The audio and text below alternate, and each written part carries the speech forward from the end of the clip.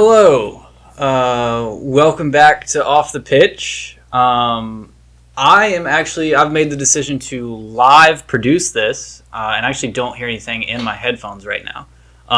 So who knows if this is working, but we're going to go for it, and I'm going to do this on the spot by myself because I've made this decision, and, they told me not to.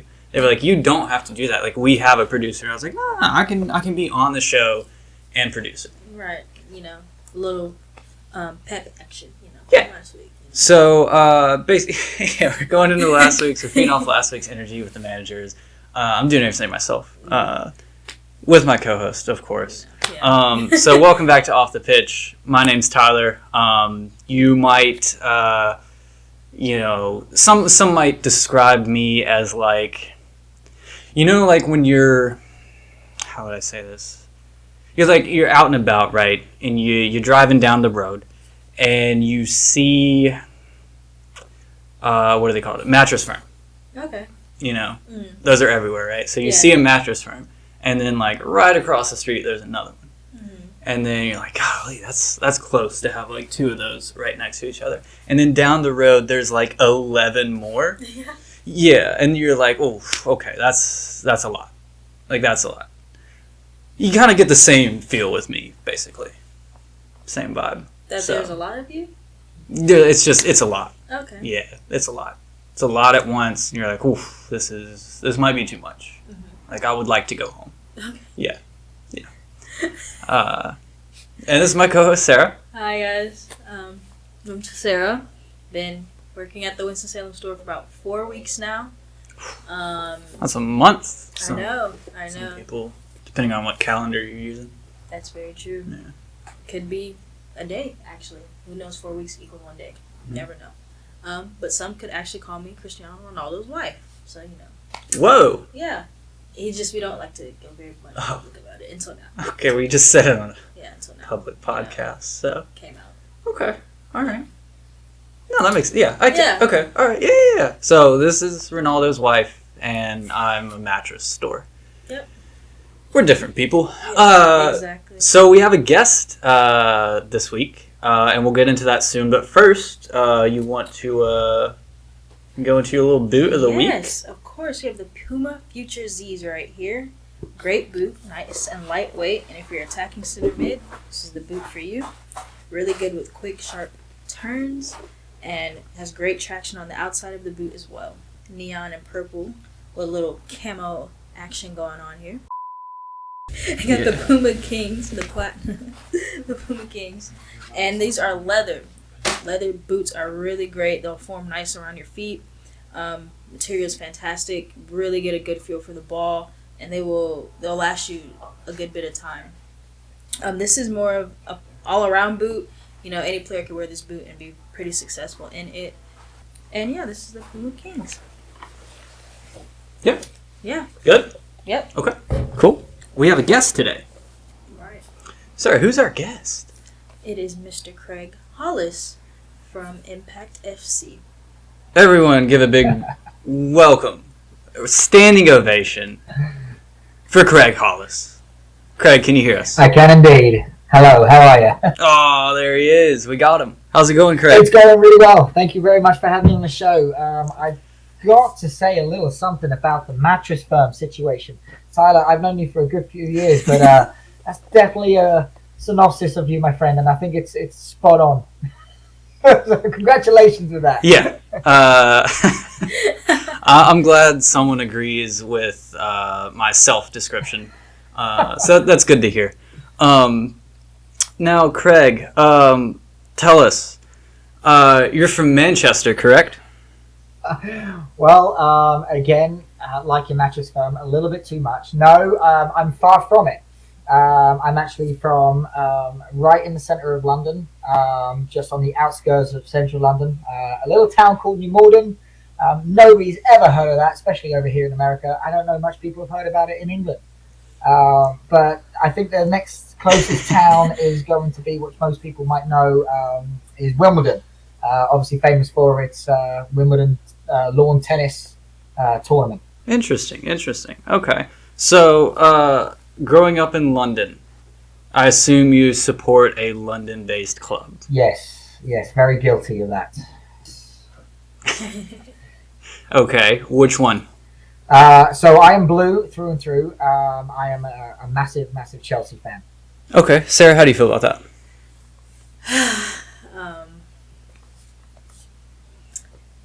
If I had to pick British Premier League team, it would be Chelsea. Oh, wow! I'm not opposed to that. Okay.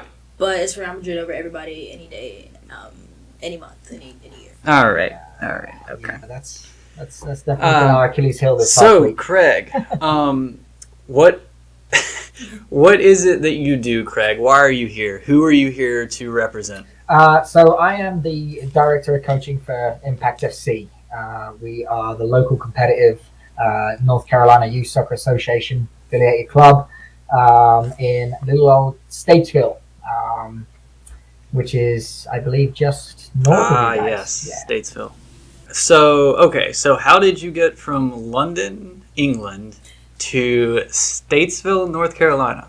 I don't know how long your show is, but as long as you want it to be. Short story.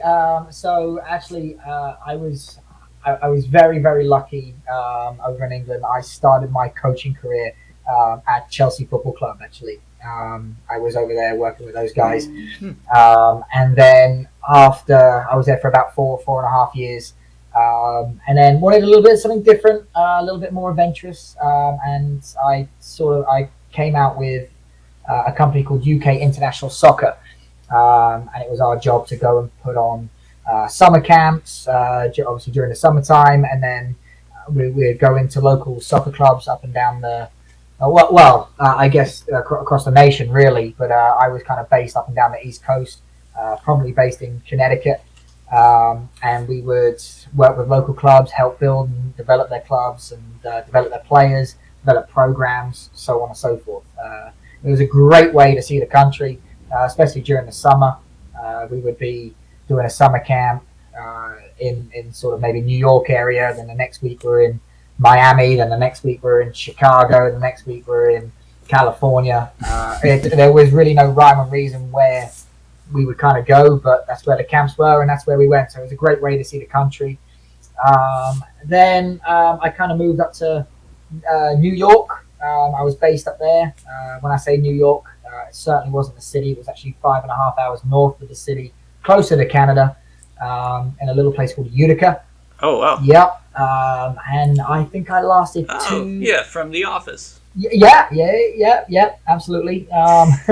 So I think I lasted 2 years up there because it is beyond cold, 6 months worth of snow, and minus 40 degrees I was actually in once, which was definitely an experience that I never ever would like again. And I said to the wife, I said, I gotta go, this is too cold. Luckily enough, she had a sister down here in little old Statesville, and we kind of moved around to this area, and I managed to get the job with Impact FC. Yeah, so what was that like? How did you find Impact? How did you get on board there? Yeah, so I actually was looking obviously for a bit more of a challenge down this way, a bit more of a something that I could really make my own, and I kind of got into it with a few clubs around the area, but it was between here and I actually got a job offer at the ESPN Disney World of Sports, which was where I really wanted to go, doing the soccer stuff there, but that was a bit alien for my wife, and obviously I had a sister down here where we could obviously be by close to some family, and her son, her sister's son, played for the club, and they were going in a new direction of having their own staff, and they were in a point of building as well, and they needed somebody who was going to be there full time and take them in a new direction, and kind of build the club really. So that's how I. Well, I got to tell you, between Statesville, North Carolina, and anywhere in Florida, you definitely made the right call. A wise man once said, Florida is the basement of America. And that's one of my favorite things I've ever heard. Yeah, I'm a massive... No disrespect to Florida, of course. I'm a massive Goofy fan. I do love Goofy. Definitely wanted to be his next door neighbor. But, you know, kind of looking at it and what we've built and just the people here, I wouldn't change it for the world. The people of Statesville are absolutely fantastic. And Statesville, the community's amazing. So I definitely wouldn't change it. Sarah, ask Craig a question. Go. Quick, Okay. now. What is your club's motto? Wow, that's a good one. Do you have one? Well, we have, I guess, more of a philosophy, but I think the best way I could bring it is we want to be able to produce the best possible experience within soccer, both from an education standpoint and an experience standpoint. If that's anywhere close to a motto-ish. That's a motto. Yeah.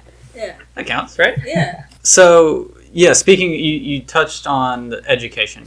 So, what is that the goal of Impact, to kind of educate the players, or like what's the goal of players playing at Impact? Why should they come to Impact? Sure. I mean, I think every goal of every soccer club is obviously to educate their players in soccer. I mean, why else would you go to a soccer club, right? But yeah, I mean, we understand, and I'm sure a lot of other clubs do, but, you know, my coaches, my coaching staff, and the board members, we have a big philosophy around the fact that our coaches have probably the biggest impact on today's youth. I mean, let's put it in a little scenario. You're in school, everybody's been to school, everybody listens to their teacher for the most part, and, you know, after Wednesday, okay, it's the same old stuff. I can't wait just to get out and kick a ball. I want to be with my coach. I want to be with my teammates. Yep. And you hang on I was like that by Monday at 2 p.m. Correct. Wednesday's a little pushing it, but I was giving everybody the benefit of the doubt. Yeah. But, you know, being a soccer player, you're there with your teammates, you're having fun, you're learning, you battle. Everybody's different. Everybody goes to soccer for a different reason.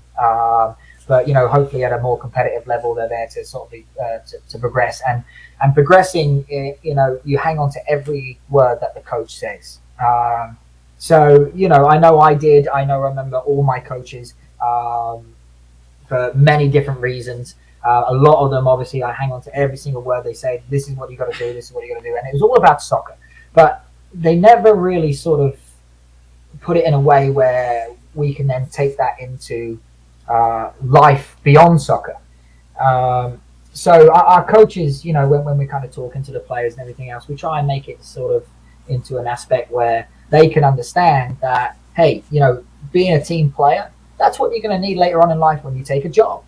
Learning how to communicate on the pitch, off the pitch, putting your mind to something and developing that skill that you couldn't do. Guess what? In order to progress in the workplace, you need to develop skills inside school, inside the workplace, inside life. So we really, really try and enhance on that. And we're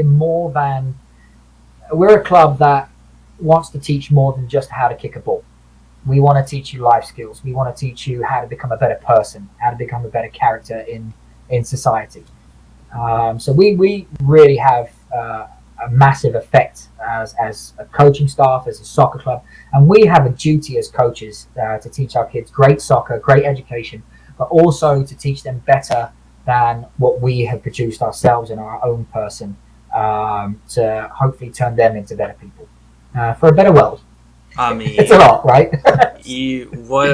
That's incredible. You don't get a much better answer than that. Nah. To be very honest with you. You've sold me. I'm signing up tonight. Is it too late for me? I think I definitely need some players in my my U13 division, so you might be able to hack it. I'm the size of a 13-year-old child. Some of these guys, So. yes, yes, absolutely. Sarah, you got another question for Craig? Yes. You just talked about,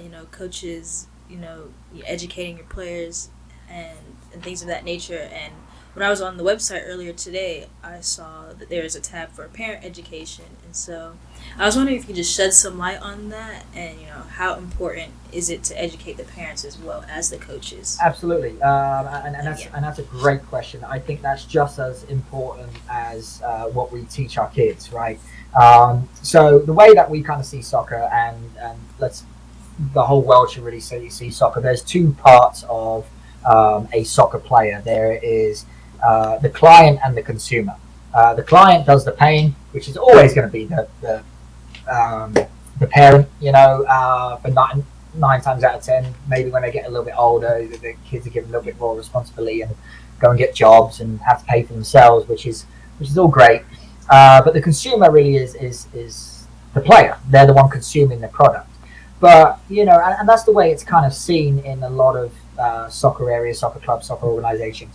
But really, we see a lot of parents who are on the sidelines. They're yelling, they're shouting, they're yelling instructions. The poor players on the field have no idea. Have no idea who the coach is. And I guarantee you, 99.9% of those parents turn around and say to their players, "Make sure when you go to practice or a game today, you listen to what the coach says." How on earth can they listen to what the coach says when you're shouting, "Just kick it, get it up there, woo, yeah, go left, go right, no, go back, pass it, what are you doing?" Right? So it's... Yeah, I think that's the worst part of youth soccer sometimes is the parents. It really is. But it can also, if you learn to harness that and you learn to bring them into the fold and make them feel a part of the team, they are just as much on the field as the player. And now you win the parents over. And the parents are educated. We want our parents to understand that, you're shouting left, you're shouting right, you're shouting just kick it. That poor little Johnny on the field in a minute is going to turn around and say, "Do you know what? You do it. I don't want to play anymore." And that's not the sort of atmosphere that we want to bring. So actually, kind of on the education side of it, we do a couple of these a season, maybe once a fall, once of spring. And we have a big sort of cookout, get together type thing. All the parents and players come down, and we have the parents play versus we kind of turn it into Coach Craig's team, Coach Joe's team, Coach whatever, and you get all the parents from each of the teams that you coach. You come up with little teams, and the parents play each other. But on the sidelines are all the kids, and the kids get to shout, "Go left, go right, just kick it!" And obviously they can't hear the coach. They realize how difficult it is. Just one of the small ways that we get our parents to understand, like, look, we want you to be their biggest fan. We want you to shout, "Well done, good job, excellent." Be positive about everything. But when it comes to instructions, leave that to the coach, because you're saying just kick it, get it up there. That's this fantastic, massive kick for a field goal, but this is the wrong football. We play the wrong sport. Wrong sport, exactly. Wrong football. We might want to get them to learn to play it out the back or string passes together, and they got that instructions from the coach. We that's part of the education. Part of the education as well is parents these days don't have a clue for the most part of what the maze is soccer. They just know that they want to get their kids into college. Is that what the kid desires? Is that what your child actually desires? Do they want that? Right now, I've been there before where I've got U8 players come up to me. Well, what do I do for my kid to get a full ride into college? He's 7 years old. Right. Can you get the ball out a minute? Get through elementary school first. Let's learn to put one foot in front of the other first, and then we'll get there. But kind of understanding what each stage of development is, why we do what we do as coaches, why are we teaching kids at the age of 7, 8, 9, and 10 to do good quality passes, string them together, how to shoot properly with the right technique, instead of teaching them how to ping the ball in from X amount of yards out and bicycle kick it in the top left-hand corner. They can't do that yet. Right, so we're trying to educate on the parents on what we do in certain stages and why we do what we do, in order to turn them into fantastic players, not just good players, but fantastic players.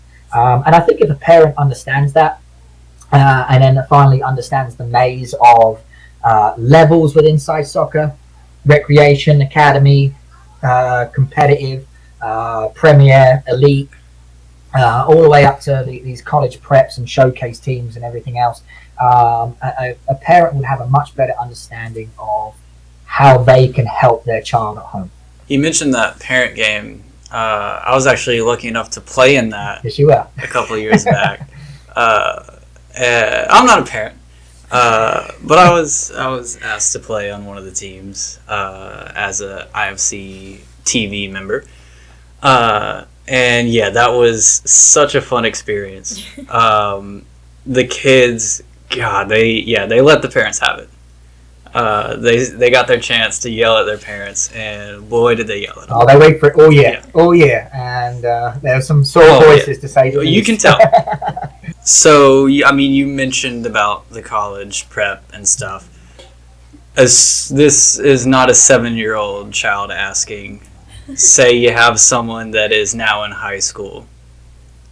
What is the process on that to get to college? Sure. So there's at IFC at least. Yeah, there's again, just so touching on that, the way that we would do things versus is going to be very different on how other clubs might have their pathway, so to speak. Sure. We see these lot of pathway to the pros, pathway to college, but we have a showcase, sort of a U16 to U19 age bracket.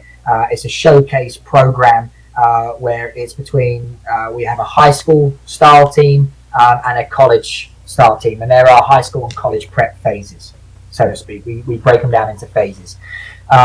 So during our prep phases, there we have the guys who are serious about that age, who wish to make a chance and a career out of soccer. Hopefully, maybe one day making a collegiate level or beyond. Maybe one day pro. Who knows? Mm-hmm. So we put them through tougher training sessions, a lot more advanced on the tactical side of the game. We go through how to build their college profiles. We have college prep nights where we invite the parents in again. We have college coaches come down, current college players come down, high school teachers, faculty come down, and they kind of explain the whole maze on how to start off from the high school level, what it would be at a college level, what a college coach would be looking for, and then what it's like being a college player. So that gives a player a whole round aspect of what it would be to play at that level. Our college prep team actually plays other colleges, so they can get a feel of what the level would be like. We also have a fantastic little program in there called the Combine Academy prep phase. So basically, it's a pre-Combine Academy program. Combine Academy is based out of Lincoln, North Carolina, and it's very much like the IMG program out of Florida. We have a lot of people from around the world come to Combine. They stay and live on campus. They train 2 to 3 times a day. They're training with the fitness specialists. They're looking at analysis. They wear all the gear, so on and so forth. And more importantly, their education in soccer is by far one of the best educations I've seen in a long, long time. Like I said, I was very, very lucky to coach at Chelsea, coach at all across America, and get to meet wonderful, wonderful coaches. But the head coach at Combine Academy, Mr. Bob Riasso, he is probably one of the best coaches, if not the best coaches I've had the pleasure in working under, seeing on the field. He knows exactly what he wants. Bob Riasso, just very quickly on him, he's 2-time NCAA national champion, coached at Pfeiffer University, coached at Rutgers University. He was the athletic director and head coach at the University of Cairo. He trained under Pep Guardiola, Jose Mourinho. He's done it all. The guy's been there, done it, worn a t-shirt. And he's such a great person. So he really doesn't have any accolades. No, zero. The worst resume I've ever seen in my life. But I mean, to get that education here right in North Carolina and the wonderful partnership that we have with those guys, so kind of bringing it back into Impact, our players now actually have, all the way from an academy level all the way through the classic to our college prep phase, now have the opportunity to move on to, if not directly to college, to go and play at Combine Academy and be a part of that whole program. And if they graduate at that level at Impact, they actually leave Impact with a $27,000 scholarship to go and play at Combine Academy, which of course their job is to either get them into a really high level D2, D1, good D3 college level, or maybe even beyond at pro. Right. We've had in the past year that we've been running this partnership with these guys, we've had 4 players move up from our Impact Showcase team right into the Combine Academy, and we've got one who's just been signed for Pfeiffer University.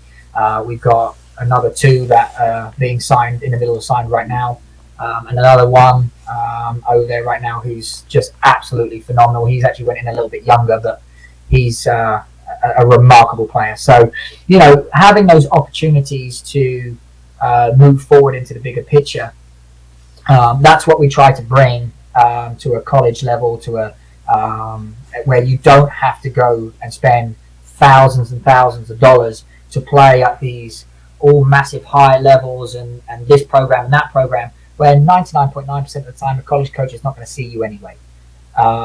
You know, we want to make sure that with the money that our players are playing, it's well spent on a scenario where they're going to get seen by college coaches. They can start relationship with college coaches. They're in these showcases that all these colleges go to. They're competing at a good level. They're getting good education. This is what we want for our players. Yeah, that's absolutely incredible. You talk about efficiency and getting your money's worth. That definitely sounds like it to me. Yeah. We try. Oh, yeah. So we've got about a minute or 2 left. You've got a tournament coming up, correct? Do you want to talk about that? Correct, yeah, just real quick. You know, we've got our, we run every spring, we run something called the Crossroads Classic Tournament. And actually this year is our 10th anniversary. We've been obviously running it for 10 years. We're really, really looking forward to this one. It's going to be, hopefully, fingers crossed, weather holds out and it's lovely and it's beautiful. But we're a very community-based club, and we're trying to highlight our community. And actually this year we're going to have, right in the middle of the day, we're going to have the local Statesville PD versus the local Statesville Fire Department play each other in a 7v7 and get the community down. And we're going to have vendors there, we'll have music there, it's going to be a lot of fun. So I'm really excited about this one. Wow, okay. And what are the dates on that? So they are going to be May 20, 21st, and 22nd. Friday, Saturday, Sunday. Okay. And is there a website people can go to check that out? Yeah, absolutely. If you go to our main website, it's impactfootball, FUTBOL, club.com. And all the information is on there. Tryouts we got coming up. Tryouts we're doing free this year. We want to make sure that people coming out of the COVID year and everything else, we want to help out as much as we possibly can. So tryouts are free. Yeah. We want to see as much kids as possible and just give them the best possible experience that we can, and make them be little Ronaldos and Messis on the field. Of course. Sarah, have you ever gone to a free tryout before? Because I haven't. No, never ever. You know, being from Charlotte, you know. Oh, yeah. Playing for the Charlotte clubs, there's no such thing as a free tryout. You're paying an apartment rent every month to play there. My parents were paying at the time, but you know, older I got, the more I realized there's nothing free in Charlotte. So it's nice to hear that it's free. Yeah. So we'll put all those links to everything that Craig was talking about in the description. You guys can check those out and head over there. So anything else, real quick, Craig, before we wrap up? Just thank you very much for having me. I really appreciate it. I love building soccer. I love working with kids. It's I couldn't ask for a better gift. So Would love to see everybody who would consider coming down. Just come and have a little look. Come to a training session. Come to tryouts, and hopefully come and be a part of something bigger. All while you're in Statesville. Exactly. Yeah, you don't even have to go anywhere. All right, well, that's going to do it for today's show. Craig, we appreciate you joining. All the info for everything that Craig talked about today will be all in the descriptions. You can click on those, check everything out there. We'll also link their social media and stuff in the description, Facebook, Instagram, all that good stuff. So, Sarah, why don't you sign us off here? See you guys next week. Bye. Love it.